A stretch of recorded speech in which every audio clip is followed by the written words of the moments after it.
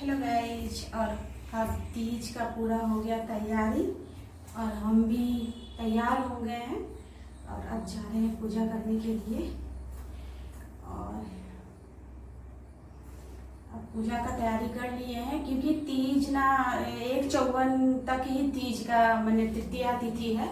1/54 के बाद चौथ घुस रहा है तो जल्दी से पूजा कर लेंगे। और ये मेरा मेहंदी का डिज़ाइन है जो कि बहुत अच्छा रचा है। और ये मेरा चूड़ा है और ये मेरा साड़ी है।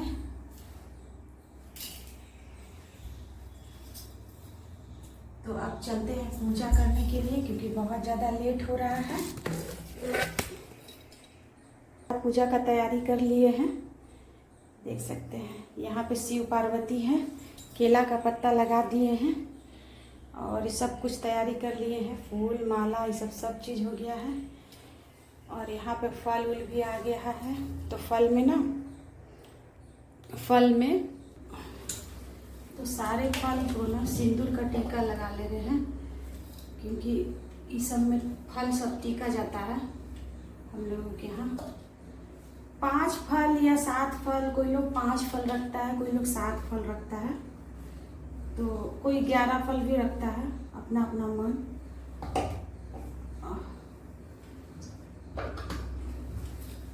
कि खाजा भी नहीं मंगवाया, खाजा भूल गए हम। तो यहाँ पर हम सारा फल को धो लिए हैं और गर्मी लग रहा है।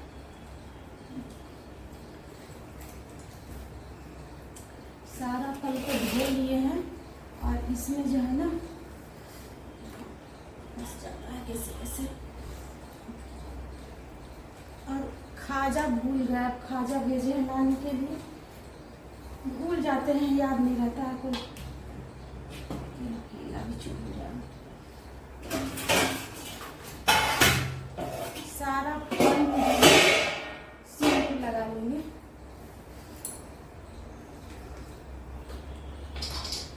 नारियल वारियल जितना है ना सब में सिंदूर लगा लेंगे।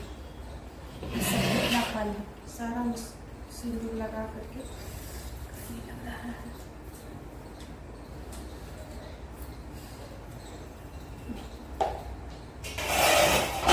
और पूजा का टाइम भी निकलते जा रहा है क्योंकि 1/54 तक ही पूजा एक तृतीया तिथि है और 1/54 के बाद जो है ना चौथ घुस रहा है।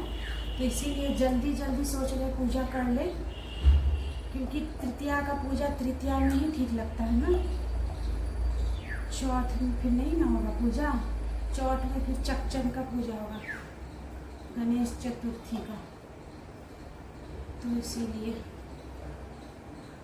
देखिए सिंदूर यहाँ लगा लिए।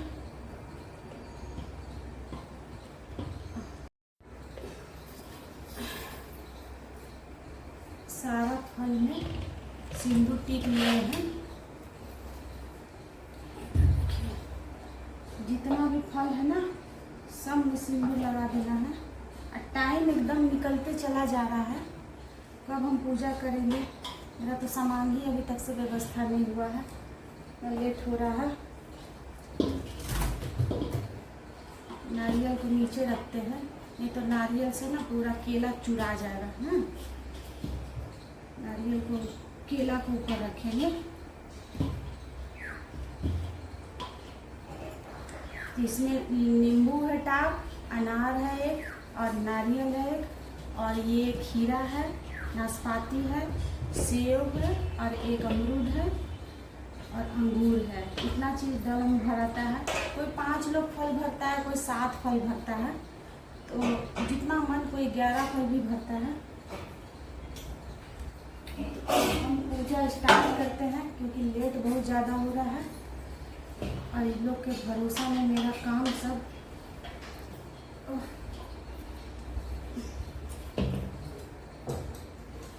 तो मेरा डाला हो गया तैयार।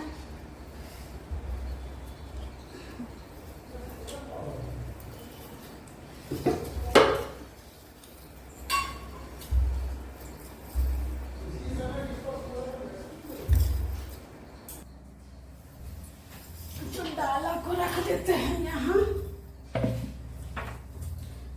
बगल में सटा के रख दिए। और ओम नमः शिवाय, नमः शिवाय, नमः शिवाय, नमः शिवाय, नमः शिवाय। हर हर महादेव की जय, शिव पार्वती की जय। ओम नमः शिवाय, नमः शिवाय, नमः शिवाय, नमः शिवाय। जय शिव पार्वती की जय, शिव पार्वती की जय, शिव पार्वती की जय। जय शिव शंकर भोलेनाथ की जय, जय शिव शंकर भोलेनाथ की जय, जय शिव शंकर भोलेनाथ की जय। ओम नमः शिवाय, नमः शिवाय, नमः शिवाय, नमः शिवाय, नमः शिवाय, नमः शिवाय, नमः शिवाय, नमः शिवाय, नमः शिवाय, नमः शिवाय, नमः शिवाय, नमः शिवाय, नमः शिवाय, नमः शिवाय, नमः शिवाय, नमः शिवाय, नमः शिवाय, नमः शिवाय, नमः शिवाय, नमः शिवाय। श्री कृष्ण गोविंद हरे मुरारी, हे नाथ नारायण वासुदेव। श्री कृष्ण गोविंद हरे मुरारी, हे नाथ नारायण वासुदेव। श्री कृष्ण गोविंद हरे मुरारी, हे नाथ नारायण वासुदेव। भजो नारायण नारायण हरे हरे।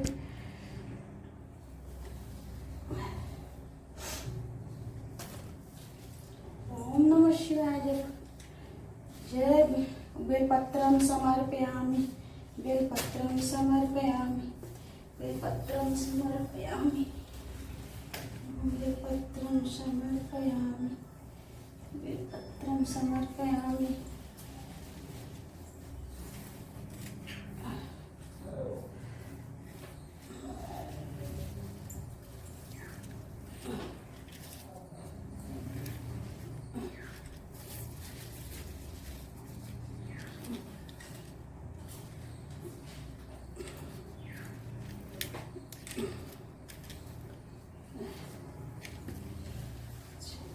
कुछ खाली वही ना आ गया।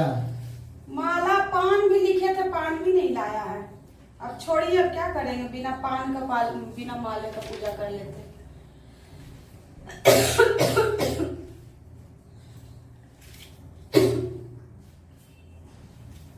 जय श्री शंकर भोलेनाथ की जय। लीजिए फूल, लीजिए, इधर चढ़ाइए आप। पैसा खुदरा लेते आइएगा तो।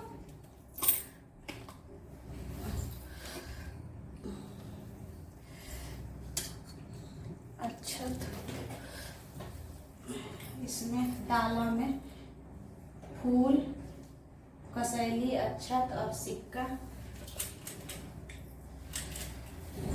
पान बोले थे, नहीं लाया है पान।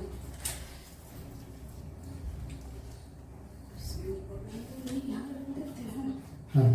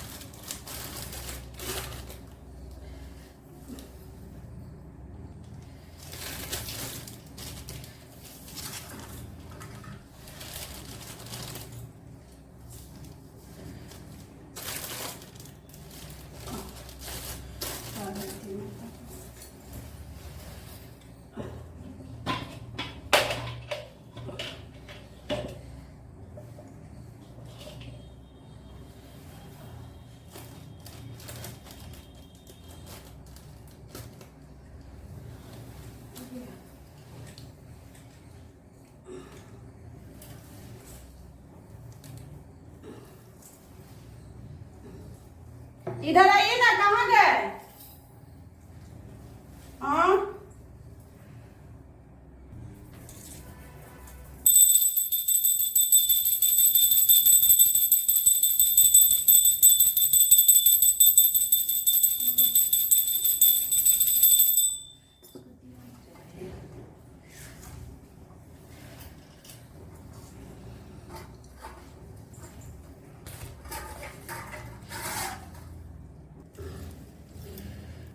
जय माता पार्वती की विजय सरकार के तपस्या से बताने वाला तुम्हारा काशी बाबा बैजनाथ महाराज के बाबा भगवान के दर्शन पार्वती नाथ नारायण वासुदेव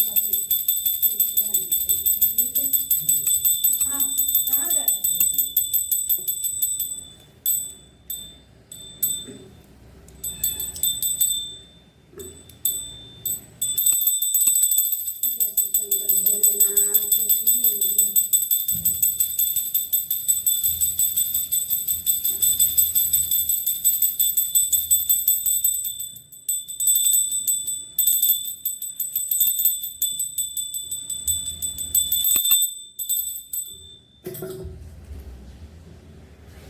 हाँ चादर बिछाइए ना कोई लंबा कीजिए कथा पढ़िएगा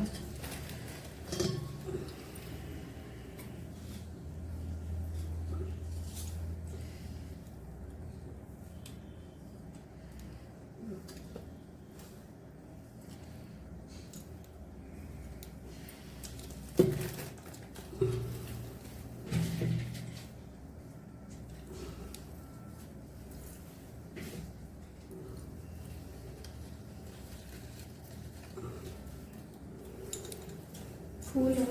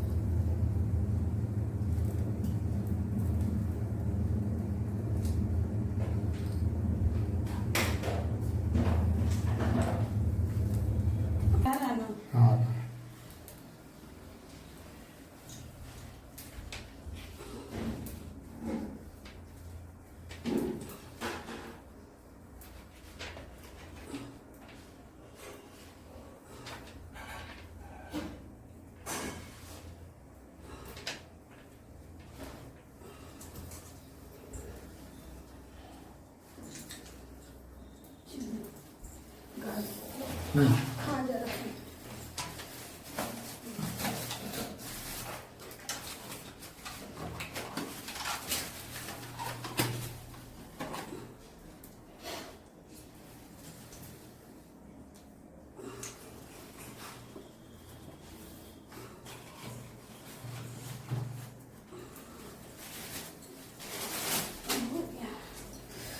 चलिए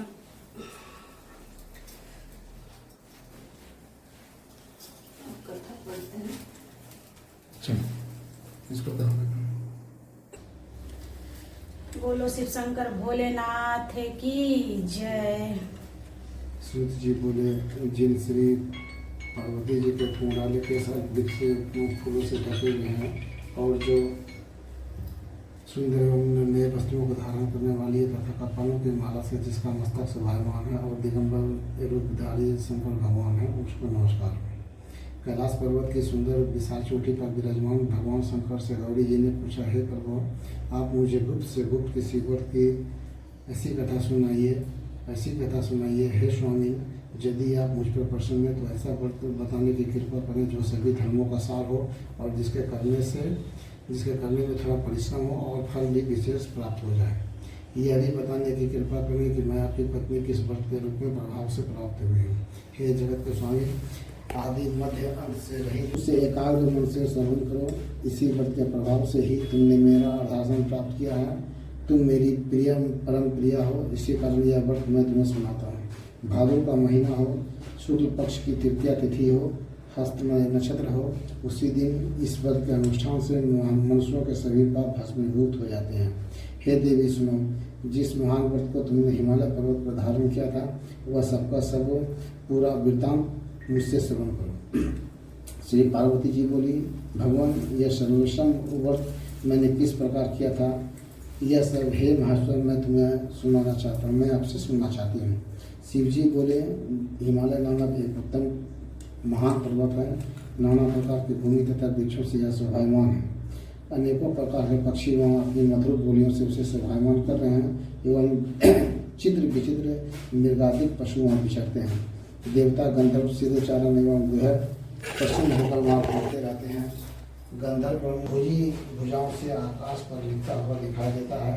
उसका आकाश से स्पर्श इस प्रकार से है जैसे कोई अपने मित्र के मंदिर को छू रहा हो। वह बर्फ से ढका रहता है। गंगा नदी की ध्वनि से वह सदा शब्दमान रहता है। हे पार्वती, तुमने वही बाल्यावस्था में 12 वर्ष पर्यंत कठोर तप किया, अधोमुख होकर केवल धूमपान किया, फिर 64 वर्ष पर्यंत पके पत्ते खाए, माघ महीने में मैदान में जाकर तप किया। तुम्हारे पिताजी तुम्हें इसी प्रकार के कष्टों में देखकर घोर चिंता से व्याकुल हो गए। उन्होंने विचार किया कि यह कन्या किसको दी जाए। उस समय ब्रह्मा जी के पुत्र परम धर्मात्म श्रेष्ठ मुनि श्री नारद जी तुम्हें देखने के लिए वहाँ आ गए और आपके आगमन का भी यही प्रयोजन है, तो अपनी कन्या उन्हें दूंगा। यह सुनकर नारद जी वहाँ से अंतर्धान होकर शंख चक्र गदा पद्मधारी श्री विष्णु जी के पास पहुँचे। नारद जी बोले, हे देव, आपका विवाह निश्चित हो गया है। इतना कहकर देवर्षि नारद तो चले आए और इधर हिमालय राज ने अपनी पुत्री गौरी के प्रसन्न होकर कहा, हे पुत्री, तुम्हें गरुड़ ध्वज वासुदेव जी के प्रति देने का विचार कर लिया है। पिता के इस प्रकार के वचन सुनकर पार्वती अपनी सखी के घर गई और अत्यंत दुखित होकर पृथ्वी पर गिर पड़ी और विलाप करने लगी। उन्हें इस प्रकार दुखित हो विलाप करते सखी ने देखा तो पूछने लगी, हे देवी, तुम्हें क्या दुख है, मुझसे कहो, और तुम्हें जिस प्रकार से भी सुख हो मैं निश्चित ही वही उपाय करूँगी। पार्वती जी बोली, सखी, मुझे प्रसन्न करना चाहती हो तो मेरी अभिलाषा सुनो। हे सखी, मैं कुछ और चाहती हूँ और मेरे पिता कुछ और करना चाहते हैं।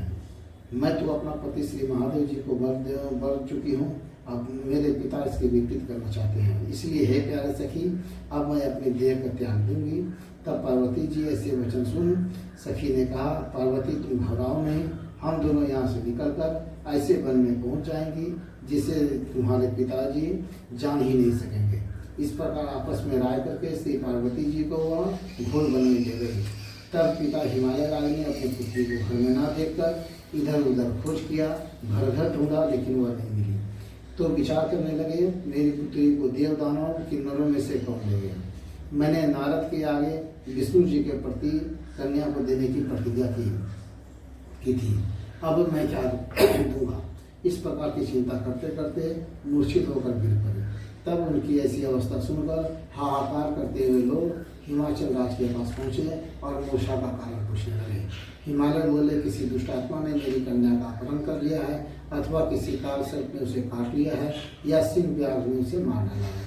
पता नहीं मेरी कन्या कहाँ चली गई, किस दुष्ट ने उसे हर लिया। ऐसा करते करते शोक से संतप्त होकर हिमालय राज वायु से कंपायमान माफी के समान कांपने लगे। तुम्हारे पिता ने सिंह व्याघ्र भालू आदि हिंसक पशुओं में से भरे हुए एक वन से दूसरे वन में जाकर तुम्हें ढूंढने का बहुत बड़ा प्रयत्न किया। इधर अपनी सखियों के साथ एक घोर वन में तुम भी जा पहुंची। वहाँ एक सुंदर नदी बह तो मेरी स्वामी बनी है। तब मैंने तथास्तु कहा और फिर वहाँ से अंतर्धान होकर कैलाश पर पहुँचा। इधर जब प्रातःकाल हुआ तब तुमने मेरी लिंग मूर्ति का नदी में विसर्जन किया। अपनी सखियों के साथ वन में प्राप्त कंद मूलफल आदि से तुमने पालन किया है। हे सुंदरी, उसी स्थान पर सखियों के साथ नीचे हो गई। हिमालय राज तुम्हारे पिता भी उस घोर वन में आ पहुँचे। अपना खाना पीना त्याग कर वन में चारों ओर तुम्हें ढूंढने लगे। नदी के किनारे दो कन्याओं को सोता हुआ उन्होंने देख लिया और पहचान लिया। फिर तो तुम्हें उठाकर गोदी में लेकर तुमसे कहने लगे, हे पुत्री, सिंह व्याघ्र आदि पशुओं से पूर्व इस घोर वन में क्यों आई। तब श्री पार्वती जी बोली, पिताजी सुनिए, आप मुझे विष्णु को देना चाहते थे। आपकी यह बात मुझे अच्छी न लगी, इसलिए मैं वन में चली आई। यदि आप मेरा विवाह शंकर के साथ करें तो मैं घर चलूँगी, नहीं तो यहीं रहने का मैंने निश्चय कर लिया है। तब तुम्हारे पिताजी ने कहा, एवमस्तु, मैं शंकर के साथ ही तुम्हारा विवाह करूँगा। उसके ऐसा कहने पर ही अब तुम घर में आई।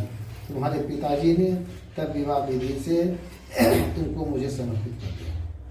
हे पार्वती जी, उसी व्रत का प्रभाव है जिससे तुम्हारे स्वभाव में वृद्धि हो गई। अभी तक किसी के सम्मुख मैंने इस व्रतराज का वर्णन नहीं किया। हे देवी, इस व्रतराज का नाम भी अब श्रवण कीजिए, क्योंकि तुम सभी सखियों के साथ ही इस व्रत के प्रभाव से हरि गई। इस कारण इस व्रत का नाम हरितालिका हुआ। पार्वती जी बोली, हे प्रभु, आपने इसका नाम तो कहा, कृपा करके इसकी विधि भी कहिए। इसके करने से कौन सा फल मिलता है, कौन सा पुण्य लाभ होता है और किस प्रकार से इस व्रत को करें। ईश्वर बोले, हे देवी सुनो, यह व्रत सौभाग्यवर्धक है। जिसको सौभाग्य की इच्छा हो वह यत्नपूर्वक इस व्रत को करे। सबसे पहले वेदी की रचना करे, उसमें 4 केले से घाम आरोपित करे, चारों ओर बंधनवार बांधे, ऊपर वस्त्र बांधे, विभिन्न रंगों के और भी वस्त्र लगावे। इस मंडप के नीचे की भूमि को अनेकों चंदनादित सुगंधित जलों द्वारा लीपे, शंख मृदंग आदि बाजे बजवाए। यह मंडप मेरा मंदिर है, इसलिए नाना प्रकार के मंगल गीत वहाँ होना चाहिए। शुद्ध रीति आदि लेकर इस मंत्रों का पूजन करके चढ़ावे। मंत्र यह है, शिव शांत पंचमुखी शूली नंदी भृंगी महाकाल गणों से युक्त शंभु आपको नमस्कार है। शिवा शिव प्रिय प्रकृति सृष्टि हेतु श्री पार्वती सर्वमंगल रूपा शिव रूपा जगत रूपा आपको नमस्कार है। हे शिवे नित्य कल्याणकारिणी जगदम्बे शिव रूपे आपको बारंबार नमस्कार है। यदि आप ब्रह्मचारी हो, जगत की धात्री सिंह वाहिनी हो, आपको नमस्कार है। संसार के भय संताप से मेरी रक्षा कीजिए। हे महेश्वरी पार्वती जी, जिस प्रकार के लिए आपकी पूजा की है, हमारी वह कामना पूर्ण करें, राज्य सौभाग्य एवं संपत्ति प्रदान करें। शंकर जी बोले, हे देवी, इन मंत्रों तथा प्रार्थनाओं द्वारा मेरे साथ तुम्हारी पूजा करे और विधि पूर्वक कथा का श्रवण करे, फिर बहुत सा अन्नदान करे। यथाशक्ति वस्त्र स्वर्ण गाय ब्राह्मणों को दे एवं अन्य ब्राह्मणों को भूयसी दक्षिणा दे। स्त्रियों को भूषण आदि प्रदान करे। हे देवी, जो स्त्री अपने पति के साथ भक्ति युक्त चित्त से सर्वश्रेष्ठ व्रत को सुनती तथा करती है, उसके सभी पाप नष्ट हो जाते हैं। 7 जन्मों तक उससे राज्य की प्राप्ति होती है, सौभाग्य की वृद्धि होती है। और जो नारी भादों के शुक्ल पक्ष की तृतीया के दिन व्रत निर्धारण करती, आहार कर लेती है, वह 7 जन्मों तक बंध्या रहती है एवं जन्म जन्म में विधवा हो जाती है। दरिद्रा पाकर अनेकों कष्ट उठाती है, उसे पुत्र शोक छोड़ता ही नहीं। और जो उपवास नहीं करती वह घोर नरक में पड़ती है। अन्न के आहार करने से उसे सुकरी का जन्म मिलता है, फल खाने से बांगड़ी होती है, जल पीने से जौ होती है, दुग्ध के आहार से सर्पनी होती है, मांसाहारी से व्याघ्री होती है, दही खाने से बिल्ली होती है, मिठाई खाने से चींटी होती है तथा सभी वस्तुएं खा लेने पर मक्खी हो जाती है। सो जाने पर अजगरी का जन्म पाती है, पति के साथ ठगी करने पर मुर्गी होती है। शिव जी बोले, इसी कारण सभी स्त्रियों को प्रयत्न पूर्वक सदा यह व्रत करते रहना चाहिए। सोने तांबे एवं मिट्टी के पात्र में अन्न रखे, फिर फल वस्त्र दक्षिणा आदि यह सब श्रद्धापूर्वक विद्वान श्रेष्ठ ब्राह्मण को दान करे। इसके अंतरंग पालन अर्थात भोजन करे। हे देवी, जो स्त्री इस प्रकार सदा व्रत किया करती है, वह तुम्हारे समान ही अपने पति के साथ इस पृथ्वी पर अनेक भोगों को प्राप्त करके जग का फल प्राप्त होता है। श्री शिव जी बोले, हे देवी, इस प्रकार मैंने आपको यह सर्वश्रेष्ठ व्रत का महात्म्य सुनाया है, जिसके अनुष्ठान मात्र से करोड़ों जग का पूर्ण फल प्राप्त होता है। यदि श्री हरगौरी संवाद हरितालिका व्रत कथा समाप्त। इधर वो समाज में शिव जी की आरती है। ओम जय शिवा ओंकारा स्वामी जय शिवा ओंकारा ब्रह्मा विष्णु सदा शिवे हरे राम गिरिधारा। ओम जय शिवा ओंकारा एकानन चतुरानन पांचानन राज संतानन गरुड़ासन विषवाहन साजय। ओम जय शिवा ओंकारा दो भुजे चारु चतुरे भुजे दसे भुजे अति सोहे कानि